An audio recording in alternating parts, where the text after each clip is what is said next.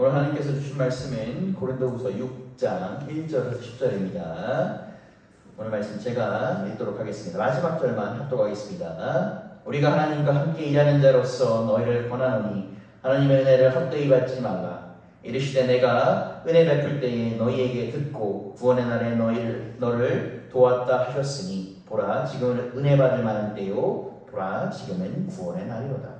우리가 이 직분이 비방을 받지 않게 하려고 무엇이든지 아무에게나 거리끼지 않게 하고 오직 모든 일에 하나님의 일꾼으로 자천하여 많이 견디는 것과 환난과 궁핍과 고난과 매맞음과 다침과 난동과 수고로움과 자지 못함과 먹지 못함 가운데서 깨끗함과 지식과 오래 참음과 자비와 성령의 감화와 거짓이 없는 사랑과 진리의 말씀과 하나님의 능력으로 의의 무기를 겨워가지고 영광과 욕됨으로 그러했으며 악한 이름과 아름다운 이름으로 그러했습니다. 우리는 속이는 자 같으나 참되고 무명한 자 같으나 유명한 자요 죽은 자 같으나 보라 우리가 살아있고 징계를 받은 자 같으나 죽임을 당하지 않을 것이겠습니다. 근심하는 자 같으나 항상 기뻐하고 가난한 자 같으나 많은 사람을 부요하게 하고 아무것도 없는 자 같으나 모든 것을 가진 자로다. 이 말씀은 성령의 하나님의 말씀입니다. 아멘. 저희가 종종 이제 아는 지인분들께 이제 그 안부 인사를 드리지 않습니까?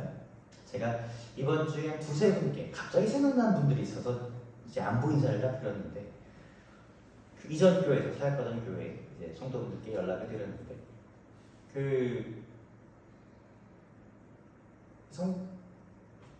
그분들뿐만 아니라 저희 이제 제가 대학원 때 이제 공부했던 신학교에서 교수님들도 보면 안부 인사를 전사님 사역 괜찮아요? 사역 어렵지 않아요?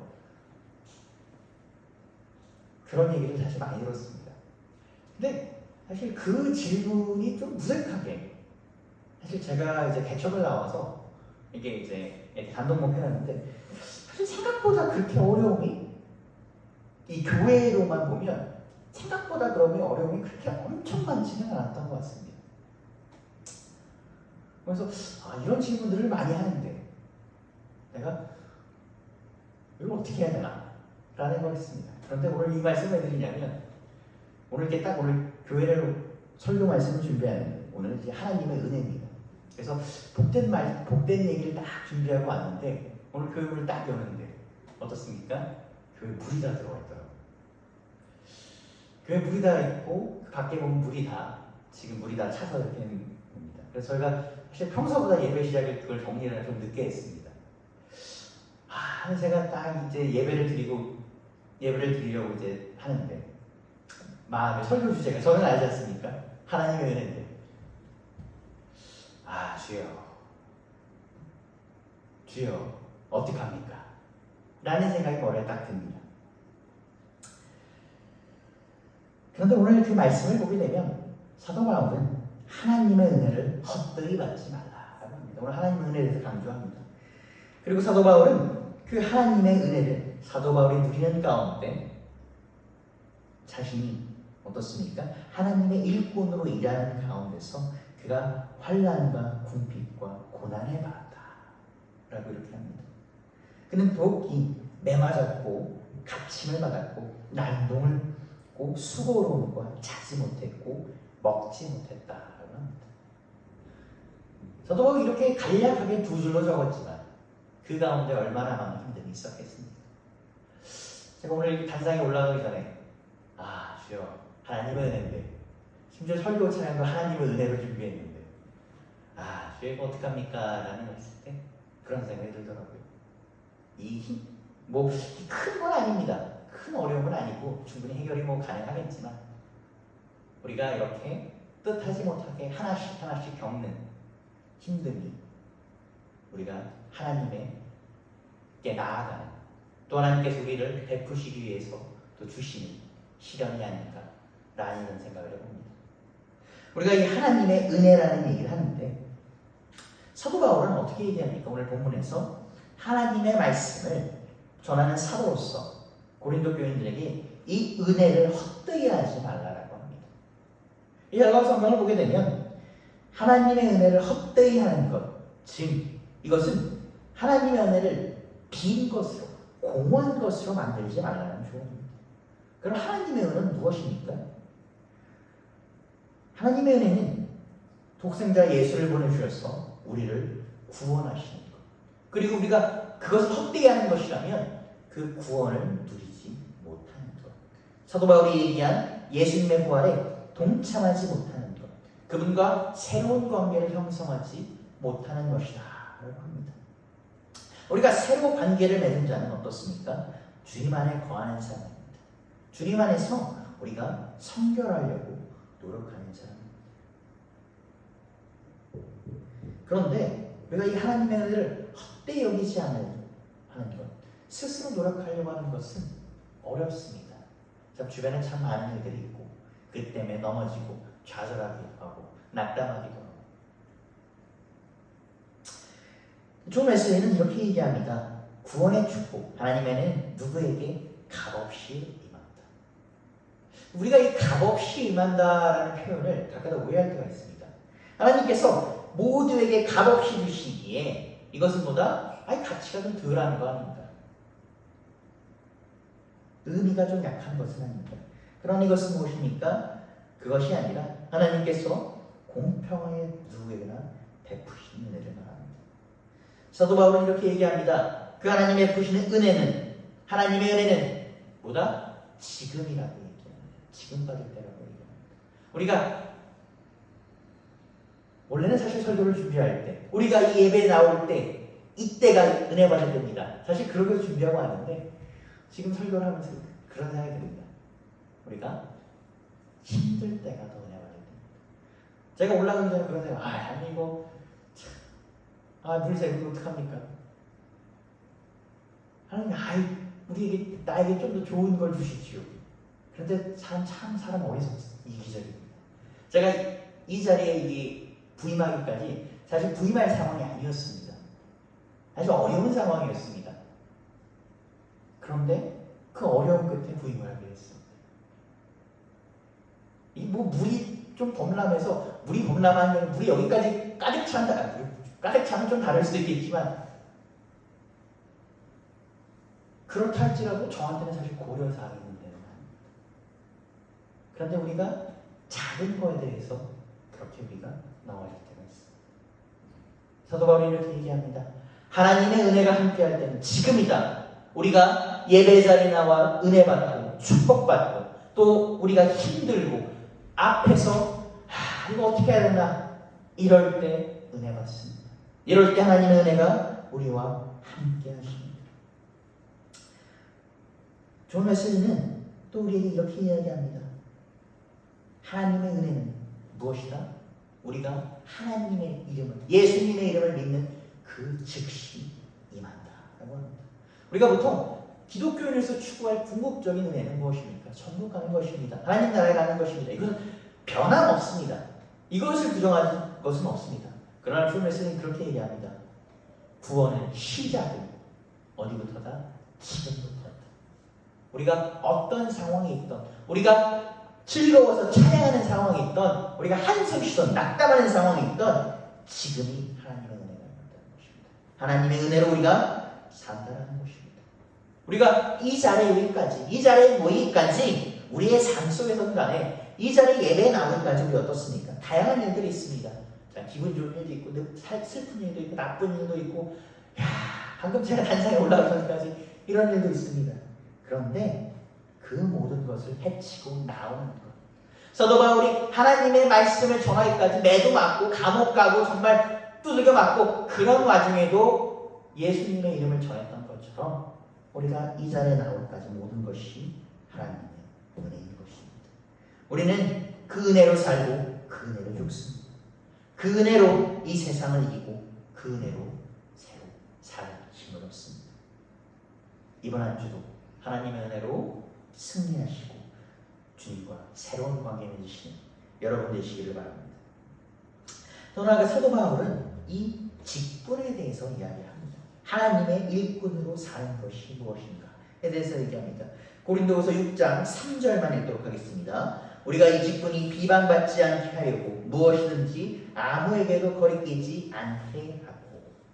사도 바울이 이 서신, 바울 서신을 보게 되면 사도라는 표현을 참 많이 씁니다. 사실 이 사도라는 표현 좁은 의미에서는 12제자, 12사도만이 사도입니다. 물론 우리가 12제자들 말고 다른 사람들은 사도라고 칭하긴 하지만 정말 좁은 의미에서는 이 12제자만이 사도입니다. 우리가 사도 베드로보다도 사도 바울이 더 것처럼 사도 바울은 이 사도에 대해서 너무 많이 강조를 합니다. 우리가 오해합니다. 이 사람이 사도라는 직분에 대해서 권위의식을 가지는 것이 아닌가. 그런데 우리가 사도 바울이 사도를 받기까지의 과정을 보다 보면 이 사람은 왜 사도에 대해서 이렇게 강조하는지를 알 수 있습니다. 사도는 무엇입니까? 하나님의 말씀을 전하는 사람들입니다. 사도 바울은 어떤 사람들이었습니까? 어떤 사람이었습니까? 하나님의 말씀을 전하는 걸 핍박하는 사람이었습니다. 하나님의 말씀이 흘러가지 못하게 막는 사람이었습니다. 그런데 그는 새로 태어난 사도 바울이었습니다. 사도 바울이 사도임을 강조하는 것은 물론 그가 예수를 만나 정통성을 강조하는 것도 있지만 내가 누구인지 자신의 정체성을 잊지 않는 것입니다. 스스로 생기는 것입니다. 그 가운데 어려움이 없었겠습니까? 얼마나 많은 어려움이 있었겠습니까? 포기하고 싶었을 수도 있고 그만두고 싶었을 수도 있고 정말 사도 바울의 사역을 보다 보면 거짓 교사들, 사도 바울을 모함하는 자들도 너무 많았습니다. 사도 바울을 밀어내고 싶어하는 사람도 너무 많았습니다. 그러나 사도 바울은 그때마다 사도라는 것을 되새기며 오늘도 하나님 앞에 나아갔습니다. 그는 그가 하나님 앞에 새로 태어나 새로 되었기 때문에 복음을 전하는 일에 거리낌이 없었습니다. 그는 실족하지 않았습니다. 그는 최선을 다했습니다. 매를 맞고 간을 갇히고 모함을 받던 그 와중에도 하나님 앞에 나아갑니다. 그에게서 가장 중요한 것은 그의 받은 직분, 그가 받은 사명, 소명, 하나님 앞에 나가는 것입니다. 그는 그의 권위와 능력으로 하나님의 말씀을 전하는 것이 아닙니다. 그는 하나님의 일꾼으로서 하나님의 영광을 전하는 것입니다. 그는 그의 직분과 본분에 충실했습니다. 디모데후서 4장 17절을 읽겠습니다. 나는 선한 싸움을 싸우고 나의 달려갈 길을 마치고 믿음을 지켰으니. 이는 이 자리에 모인 우리에게 모두 해당되게 됩니다. 사실 교회에 오래 다니다 보면 직분이라는 것이 존재합니다. 목사도 있고 전도사도 있고 장로도 있고 권사도 있고 집사도 있고 이것만 있습니까? 명예장로도 있고 원로 장로도 있고 너무 많습니다. 근데 여기서 말하는 우리가 직분은 그 직분이 아닙니다. 사도 바울이 소명이라는 것을 생각한다면 우리가 받은 직분은 하나님 앞에 모인 사람들이라는 것입니다. 하나님의 일꾼으로서 부름받았다는 것입니다.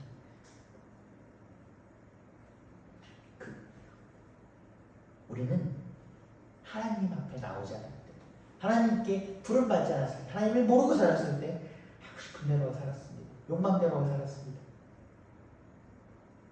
이 단상에서는 저도 마찬가지입니다. 항상 맨날 불평하고 속상해하고 이거밖에 안 돼. 그런 삶을 살았습니다. 그런데 우리가 나올 때 하나님은 그런 우리의 그 모습대로 우리를 부르셨습니다. 그리고 그 모습대로 부르셨는데 그대로 살게 하시는 것이 아니라 다시 태어나게 하십니다. 우리를 다시 깨우치게 하십니다. 그리고 우리가 하나님의 뜻대로 살게 하십니다. 우리는 기독교인으로 모였기 때문에 앞으로 일생 동안 하나님의 자녀로 일꾼으로 살아갑니다. 이것은 직분을 말하는 것이 아닙니다. 목사, 전도사, 장로, 권사를 말하는 것이 아닙니다. 하나님 나라의 백성으로 살아가게 됩니다. 그런데 우리가 얼마나 많은 일이 겪겠습니까? 사도 바울처럼 두들겨 맞지는 않더라도 비난받을 수 있고 욕먹을 수 있고 우리가 믿음이 흔들리고 시험받을 수 있습니다. 그럴 때 우리는 사도 바울이 그랬던 것처럼 이를 이겨야 합니다.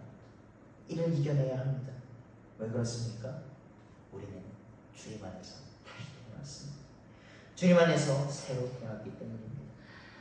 예수님을 살리신 이가 오늘 우리에게 오늘 우리를 살리시고 또 오늘 우리에게 오늘을 살아갈 힘을 주시고 이번 한 주도 살아갈 힘을 주시기 때문입니다. 사도 바울은 스스로를 성결해하는 선한 싸움을 싸웠습니다. 선한 싸움을 싸운다는 건 어렵습니다. 누가 그러더라고요. 세상에서 진짜 강한 사람 중 하나가 사랑하는 사람도 있지만 선한 사람이다라고 합니다. 세상이 얼마나 강박합니까? 그런데 선한 모습으로 그 강박한 세상을 이기기가 얼마나 어렵겠습니까? 참 설교 단상에서 맞는 얘기인지는 모르겠지만 참 남을 속이는 수, 나쁜 생각 이게 사실 살기가 더 쉽습니다. 남을 이기기가 더 쉽습니다. 그런데 선한 싸움을 하는 것 얼마나 어렵겠습니까? 사도 바울은 선한 싸움을 했습니다. 예수 그리스도를 의지하고 이번 한 주도 여러분은 세상 속에 살아갑니다. 세상의 발을 딛고 살아갑니다. 이는 어쩔 수 없습니다. 그러나 그 세상 가운데 살아갈지라도 여러분은 사도 바울처럼 선한 싸움을 하시기 바랍니다. 사도 바울처럼 선한 싸움을 하시고 승리하시기 바랍니다.